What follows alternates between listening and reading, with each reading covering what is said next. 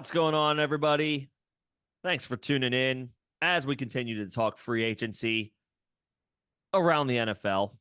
Majority of it is over. We're pretty much on to the draft at this point, but a free agency recap feels appropriate with the updated depth charts. And again, most free agents finding new homes, if not staying where they previously were. Today, taking a look at the AFC West. More departures in this division than acquisitions. So we're going to be looking at a decent amount of turnover in this division, but the dust is actually kind of unsettled here. We'll start with the Denver Broncos, where we're looking at a whole new offense starting in 2024, and I think there are still some questions to be answered. That being said, Russell Wilson, gone. Jerry Jeudy, gone. Couple Yeah, of holdovers, that's it. Any initial thoughts on the Denver Broncos as of right now before the NFL draft? it's tough. Russell Wilson gone, who you didn't love his play. His numbers weren't terrible, but just watching the games, he wasn't really he wasn't helping them win at all. I'm not completely surprised. I guess I am a little surprised with how much it cost, but Sean Payton probably just looking to reset there sooner than later. They have the 12th pick. I don't know if they're gonna attempt to make a move. I don't believe they're in any good cap situation, given they're still paying most of that Wilson contract, and Pittsburgh's paying a little over $1 million for him. So right now, Jarrett Stidham is the quarterback, so it's really hard to be either excited or knowledgeable about what this offense will look like going into the year. And from how it looks now, it doesn't look great. So certainly, they re-signed or they signed Will Lutz, the kicker. But Had a good year for them, but yeah, I'm not really sure. Everyone's been trying to, get excited about Javonte Williams, I think, just coming back and, another year removed from the injury. And it's to what though? I gotta see what they end up doing. I'm curious if they make a move in the draft, or if it's just going to be a kind of down year for Denver. But yeah, I really don't have much comments. Judy leaving, didn't they re-sign Tim Patrick as well? They still have Marvin Mims there. So they have receiver. Patrick's older, but Marvin Mims, exciting rookie, or now second year player. Sutton had a good year as far as the end zone goes. So there's still pieces on that team to like. I just don't know who's leading this offense at all. And until we know that, I'm not going to assume Jarrett Stidham's going to help get these guys any fantasy relevancy. What are your thoughts on it? I mean, the one thing that you can say for Javonte Williams and Cortland Sutton right now is that Williams' ADP on Underdog Fantasy is 95 and Sutton is around 100. So they're incredibly cheap. Like you said, Sutton strong year last year as emerging as the wide receiver one for Russell Wilson. Javonte handled 250 plus touches, left a lot to be desired from a fantasy perspective, but I don't think that's something we hold too much against him. Again, coming off the injury and being available as soon as he was essentially a win for Javonte Williams in and of itself. And that's pretty much where it ends, because his usage and play and results were inconsistent for fantasy purposes. That being said, I think there's reason to be a little bit more optimistic for him in 2024, even more reduced cost in ADP a year removed from the injury. So I think, seeing him at 95, we expect a better quarterback in there over Jarrett Stidham in the form of a promising rookie. I kind of like that ADP. Now, if you're concerned about Sutton, and that I think that concern is baked into his ADP of 100, I get that. But turning around and handing the ball off to a running back, any quarterback can do that. And I got to imagine at that depreciated cost, I'm okay with Javonte at 95. I think that's fine, especially as they kind of transition to this offense that might be a little bit more conservative as they work in a new rookie. So I'm fine with that one. Sutton, if you're Yeah. a little bit worried about him because of the uncertainty of quarterback, I get it. That being said, 100, it's not like his ADP is in like the 60s or even 70s off of the back of a strong season last year. We're down to 100. I mean, that doesn't feel Pretty like a affordable. bad dart throw while their situation at quarterback is in flux. Yeah, no, that makes sense. What do you think about I mean, moving on, unless you have anything else to say about Denver. I guess I'll just say, like, let's see what happens with Greg Dulcich. Had an injury marred season last year. Showed some promise as a rookie, so maybe he's a zero or a punting tight end Yeah, target for you for in deeper leagues. We of course want to see some updates or reports about improved sure. health Yep. first, but something to keep in mind, I would say. Okay. ADP, he's got to be, an 18th round roll of the dice at this point, and Yeah, and I know I think there were that's some noteworthy. fantasy pundits higher on Adam Troutman than he actually ended up performing, but they didn't re-sign him. So for purposes of that, it's another body out of the tight end room. I thought did they bring him back? I thought they did Nope. bring him back, Adam Troutman. Did I would they? still prefer Dulcich, even if I think they Oh, did you know bring what? Troutman They back. did. Yeah, So like a everyone 1 year ignore what deal. I just said. 1 year. I mean, still, I think Dulcich has more upside than Troutman at this point in their careers. So I'm not. It's even more of a reason like that's going to keep Dulcich's ADP down now that Troutman's back in the mix. I would prefer a healthy Dulcich who is free, Yeah, good call. as like a tight end 3 or tight end 2, depending on who your starter is. That's all I What got for the Broncos. Much remains to be seen there. what about Kansas City? Moving on, because I do believe, and you'd agree with me here, the probably the biggest name fantasy wise signed to any of these teams in this division is Marquise Brown. So what do you Yeah, think?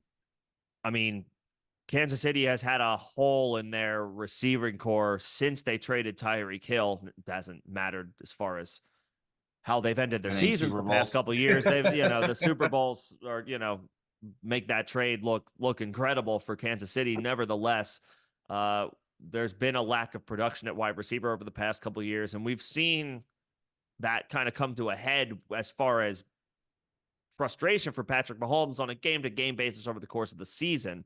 Yeah, Um, Obviously, he still got it done, and they went unfazed by those little hiccups, those bumps in the road. But sure. this is far and away, Marquise Brown is got to have the most raw talent of anybody in that room since Tyreek Hill, and that's more of an indictment on the guys that have been taking the snaps predominantly for Kansas City. Than it is anything else. Not trying to compare Tyreek to Marquise Brown, but Marquise Brown is much of the same mold, a speedster who can get down the field and take the top off, who has shown to be a pretty consistent producer when healthy. That's been a Yeah. big caveat for him, is staying on the field. He missed time at the end of the season last year. Unfortunately, missed time gelling with Kyler Murray when he came back from injury. But All right. Marquise Brown still moves to now catch passes from Patrick Mahomes as the second option, presumably behind Travis Kelce, possibly the first option. Kelsey's another year older. So I think he's got an ADP of around 72. I was buying him with a 6th-round cost last year, just thinking that he would dominate targets regardless of who played quarterback for Arizona.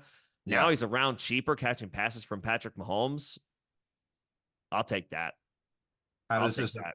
affect your view of Rashee Rice, who I'm seeing going at an ADP of about Oh, 5? I feel like a jerk just automatically forgetting about Rashee Rice, who had a stellar rookie season.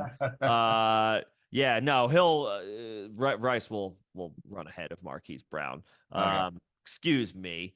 So yeah, I guess I would say that I'm not too worried about Rashee Rice, but I do like Hollywood at that cost of 72. I guess it is possible now he's further down the depth chart and therefore maybe not necessarily a guy that you can rely on for consistency.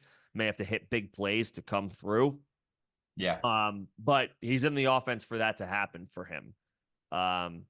So it's slowly becoming a situation again where you might just be in on all of Kansas City's pass catching weapons. Right. Again, with what Mahomes can do. Is there an argument to be made that, I mean, we saw Marquise Brown put up pretty consistent wide receiver one type numbers with Kyler before DeAndre Hopkins arrived in Arizona. And I would say that Hopkins, even still at that time, is probably a higher, talent threshold than Rashee Rice is right now, and maybe ever will be. But is Marquise Brown is still young. I mean, I believe he's 27 or 26, 27, something like that. 26 as of the making of this video. I don't know when he will turn 27, Yeah. but that's not a concerning age to turn as a wide receiver. Yeah. Correct. So my point being is that are we automatically anointing Rashee Rice as the number one wide receiver target for this team next year and not giving Marquise Brown more credit to, pick up where he sort of left off before Hopkins got there? Now granted, when It's a good he was question. in that role, he was really the only guy that Kyler had. So there's something to be said with the target volume, and Mahomes is clearly more talented at spreading, or just better at spreading the ball around the offense a little bit more than they are in Arizona. So I could be totally talking out of my ass here, but is Marquise Brown maybe a better value than we're seeing on those dog ADP? I think so. I mean, I like Rashee Rice. Don't get me wrong, but he's only going one spot below Stephon Diggs. Yeah. He's going ahead of guys like Deebo Samuel, Chris Olave, Mike Evans, Tank Dell, Michael Pittman, Jalen Waddle. The only guy I think who also missed time and it only has done it for one season. The only name of those guys where I kind of feel a little bit, definitively comfortable with Rice over is Dell. Everybody else feels like a little bit more established of that list of names. Meanwhile, Marquise Brown is going right after Jackson Smith and Jigba and Chris Godwin, and right ahead of the aforementioned DeAndre Hopkins. So, I mean, I think he's priced much more favorably from an affordability perspective, and still having plenty of opportunity to be a hit in an upper echelon passing attack in Kansas City. I think Marquise Brown is the value here to be had. Yeah. We also see Clyde and Jerick McKinnon not re-signed by this team, kind of leaving the running back room solely in Isaiah Pacheco's hands. LaMichael P. Ryan's still there, but he's, nothing special by any means. Is this giving Pacheco lovers sort of the confirmation they need to go ahead and finally view him as a high-end RB2, possibly low-end RB1 for a season, and finally giving that Mahomes, Andy Reid offense, that bell cow, every down type running back that we thought Clyde might be when he was drafted? Or, do we see them maybe draft a player in this year's draft to, maybe take the third down work? I'm curious as what your thoughts on it, just because I think it's sort of, you can make arguments both ways. Yeah, I think you can comfortably move forward feeling good about Pacheco. They'll probably add a complimentary guy late, but I mean, he looks to be their main guy. Yes, Andy Reid does divvy up the snaps in the backfield, always has over the course of his coaching career. Yeah. But Pacheco had, double-digit rushing attempts in all but 2 games that he played. And 2 of those games were, the first game of the season when he was working his way back from some offseason injuries. And then there was another game against Denver, division game, where he only ended up with 8 carries, week 8. A little bit of a weird, fluky division game. Just chalk it up to a strange week. These things happen. Yeah. I think he's their guy. ADP of 50, the RB 14 off the board. No issues with that in any way, shape, or form. Um, Yeah. comfortable with that. Figure he's going to continue to be the guy, regardless He, of who they add in the draft. he caught more passes last year than I realized too. He had 44 receptions, Yeah, tied with James Cook. That's more than Barkley had, more than yeah, DeAndre Swift had, more than Ramondre Stevenson, Josh Jacobs. Like that pass really flew under catcher, the radar. complete type running backs that you would assume Pacheco feels like more of like a ground and pound, runs hard, bruiser Yep. type. So it's interesting to look back and see, oh, he caught 44 passes. So I do think, if we don't see them draft a running back with any sort of day two, at least we won't use day one capital, but day two, maybe round four draft capital, I think Pacheco you could start looking at as a value in drafts. Oh yeah. Oh yeah. And he's Agreed. Especially going yeah. a pick ADP of 50 right 49. now. Yeah, Like that's. I'll take that. Yeah, I'll take that all day. yep. Absolutely. Yeah, that Yep. kind of flew under the radar a little bit. So yeah, feeling good about him. I like the spot for Marquise Brown. I think he's a solid value. Marquez Valdez Scantling not retained, so even more opportunities freed up. Presumably for Hollywood. They also add Irv Smith behind Travis Kelce. That does nothing for me. That does nothing for me. Irv Smith was interesting a few years ago. It hasn't really worked out for Irv Smith to this point. He is there for depth purposes. Yeah, I think all that to say as far as Kansas City's free agents go, I like Hollywood as a value, and the backfield is shaping up to be Pacheco's to lose as far as Cool. what comes as close to a regular 3-down player in an Andy Reid backfield can get. Yep. Feeling good about those guys particularly, and stock up on Mahomes with them adding Hollywood Brown, of course. Yep. Let's kick it to the other team in this. Actually, there's so many. Every team in this division has had significant losses. Let's kick it to Vegas, which feels to be in yet another transition. They lost quite a few guys from last year. Any thoughts on what feels kind of like a dwindling situation in Vegas for 2024? It's weird. So they actually, I mean, they went 8-9 last year. It wasn't a totally awful performance given what was probably expected of them, if we're being honest. They do lose Josh Jacobs, which was him and Devontae Adams are really the engines of that offense. Yep. And they really seem to have Zamir White to be at the moment the really only guy on that roster that is of anything. I mean, they did bring in Alexander Madison as well. I did forget about that. So that'll be an interesting backfield. Probably one I'm looking to avoid.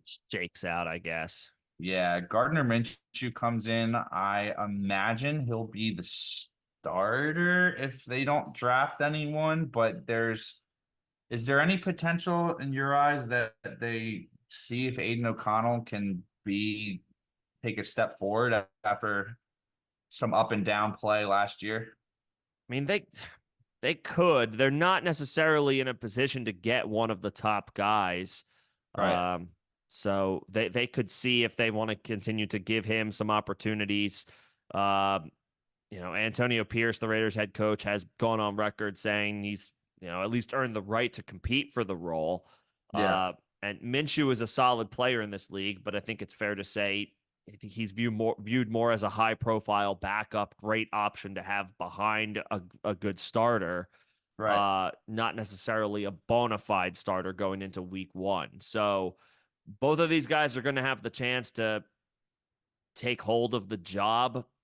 I guess I would give the slight nod to Gardner Minshew at first, as far as who would better benefit Devontae Adams. I guess it would be Minshew. I don't know that definitively.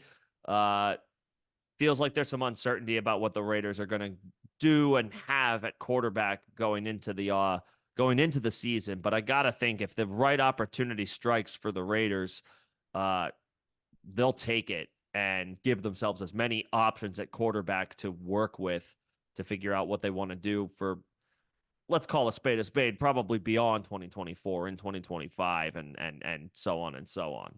Yeah, they do have the 13th pick. We were just talking about Denver, possibly getting a quarterback. Minnesota has the 11th. We talked about, or Yep. going to talk about that quarterback situation as well. Them losing Kirk Cousins. So yeah, it'll be interesting what happens. And I'm sure you heard too the JJ McCarthy hype now coming related to the Commanders. It certainly shakes it up a little bit what that top of the draft's going to look like. So we'll wait and see.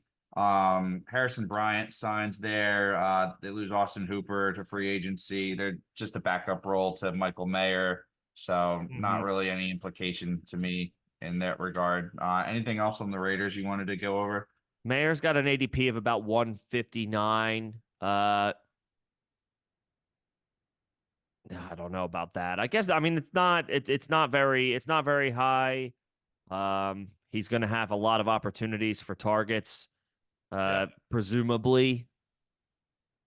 So I guess it's not so bad. He should be the starter being drafted as the tight end 18. I guess that's not a bad dart throw to take a chance on at tight end, like when you're kind of bargain hunting. I guess that's not so bad.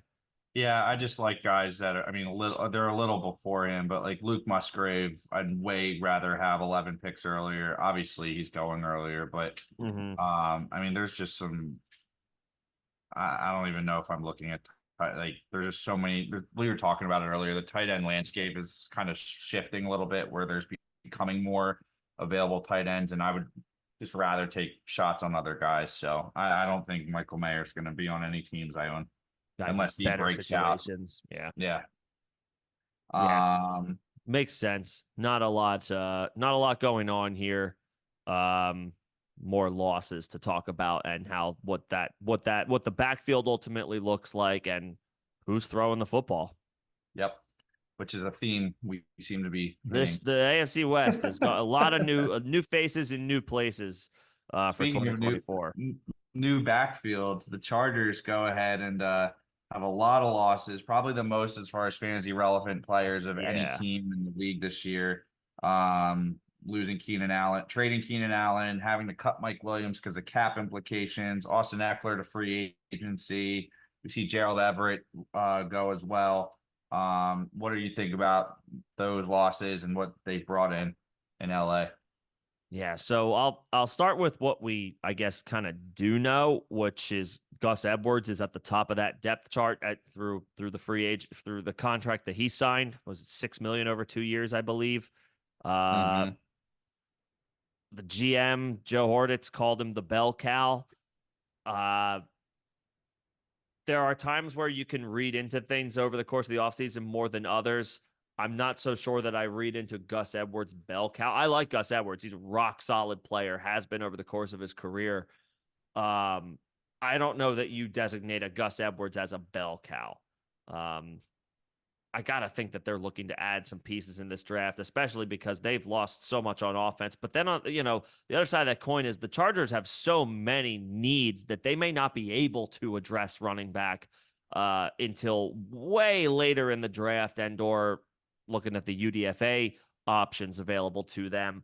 So from that perspective, if you think the Chargers are going to go in any other direction other than running back because it behooves them to, then Gus Edwards with an ADP of 127 and the RB 39 off the board. I mean, if you want to roll the dice on him being one of the 32 starters in this league, then being drafted as the RB 39, I would think is something of a little bit of a value, Yeah.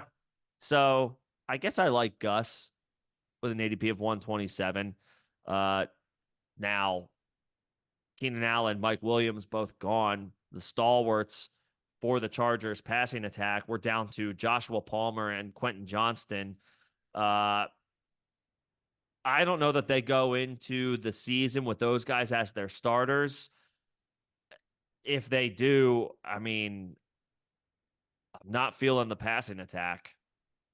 Yeah, they got the 5th overall pick. I think there's potential they grab one of these receivers at 5. We'll see. Obviously, talk about that when we go over draft implications of Hmm. results of the draft. But as somebody that traded a 3rd round pick last year in our dynasty league for Gus Edwards, I was very excited about where he ended up and the fact that Jim Harbaugh, who loves to run the ball, Yes. uh, has brought him in and seemingly co-signed him to do that. So not worried about Isaiah Spiller. I really like Gus Edwards' value at the start of the season here, assuming he stays healthy. I think he could be a great value at that ADP, easily finishing in the mid to high RB2 range. And Justin Herbert's still Justin Herbert. He is. And I think people believe in what Jim Harbaugh does from a coaching perspective. His sort of issue with San Francisco, it got a little tired eventually, but he did have good teams there. They did go to the Super Bowl with Colin Kaepernick. He obviously led Michigan. We just saw to a multiple seasons of excellence and winning a national title. So Yep. I believe that there is something to be said for his Gus Edwards really having a strong year. But yeah, pass catching wise, it's a tough room. Really, you hope Quentin Johnston can take the step to being, adequate. I mean, he was awful last year. We saw I was him gonna. Do you so think he lost. can? Because it doesn't. It's the right now. It doesn't feel great with Quentin Johnston. It's 1 year. I mean, it's tough to Sure. completely write off a guy that looked great at TCU. I mean, he played well at TCU. I don't say he looked great. He played well at TCU. The jump to the NFL isn't click right away for everybody. I mean, we're seeing I think we see some of these receivers now come out and be so strong so early that we forget that it can take time. I mean, Nico Collins was a Hmm. talent coming out that I liked, at least coming out of that draft, and just, I mean, took a CJ Stroud, but he exploded and he looks great now. So Herbert's a good quarterback. We all know that. There's really not much competition for targets. I mean, we have Josh Palmer, Darius Davis. Like they only have Simi Fehoko, I don't know who that is he's the only other receiver on the roster. So I think they're going to bring in some guys in the draft.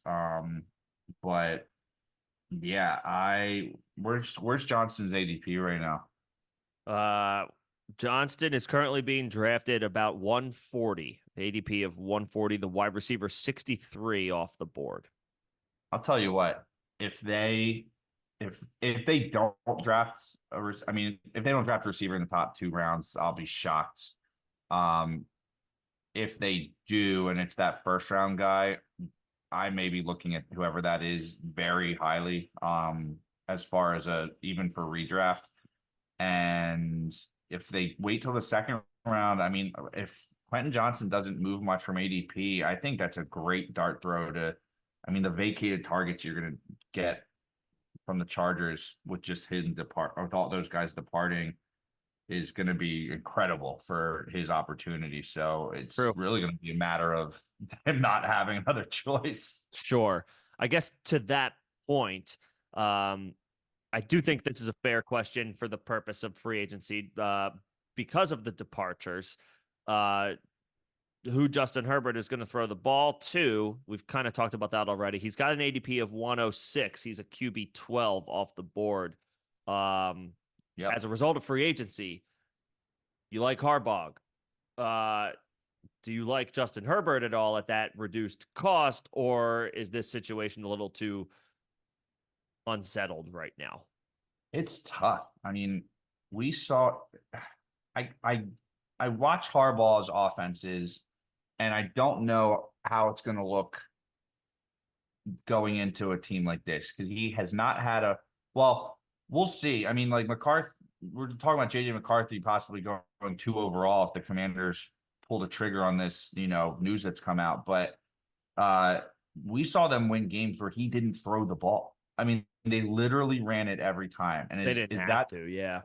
right? So is that what Harbaugh sets the Chargers up to do? I don't see that being the case with we see Herbert's passing talent. I don't think Harbaugh is the type of guy to stubbornly go in and just run his system and not consider the players on it.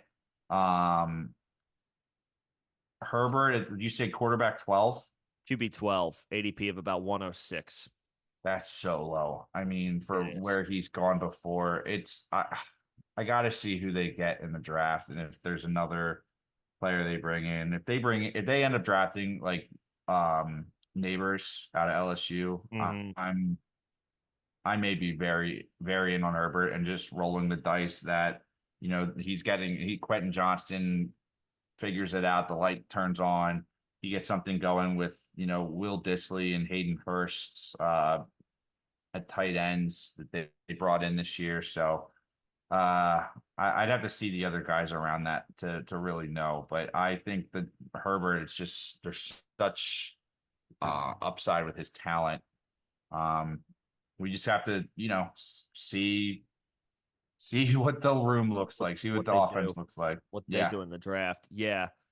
There's a variety of options they can go at 12 or at 5, excuse me, including, they could potentially trade out if the quarterback, if the run on quarterbacks is as real as the rumors indicate or suggest. These could be smoke screens. We don't know. Yeah. Time will tell. But I guess tentatively, it's fair to say at cost, Justin Herbert looks today like a decent value. Gus Edwards looks like a solid value. Quentin Johnston could be a decent dart throw. These are all easy stacks in best ball to build, by the way. Will's favorite thing, the stack. Not mine. In best ball, I like it. Yeah, it's a good it's a good little strategy. Also, just to throw it out there, Joshua Palmer's ADP is 147, actually 7 spots lower than Quentin Johnston. So Low, like high, like he's getting drafted earlier. You mean? he's getting drafted later. Oh Excuse wow. me. Okay. ADP of 147, about 7 spots later than Quentin Gotcha. Johnston. So he's atop the depth chart for now. Yeah. But this is probably one of the cheaper starting offenses that you could construct in best ball with some decent ceiling potential, again, because of the talent in Justin Herbert. Yeah, not a Palmer guy. We've seen him get opportunity. He doesn't do anything with it. So I'm There not you in on go. him. I would take the shot on Quentin Johnston Sure. proving the first round talent over Palmer's mediocre talent that we've already witnessed with Mike Williams or Keenan Allen going out and him not really stepping up. Figure the depth chart will change for the Los Angeles Chargers. And let's be honest, all of the teams in this division who had some at least sizable overhaul, if not major overhaul, across the board with the 4 teams in the AFC West. I think that will do it for this wrap up of free agency for the AFC West in Yep. particular, but we've completed the AFC with this breakdown. We've got the NFC coming up next, so be sure to stay tuned for that. Appreciate you guys hanging out and taking the time. Make sure to stay tuned with us as we continue our free agency roundup throughout the NFL. Thanks, everybody. Thanks, guys. Have a good one.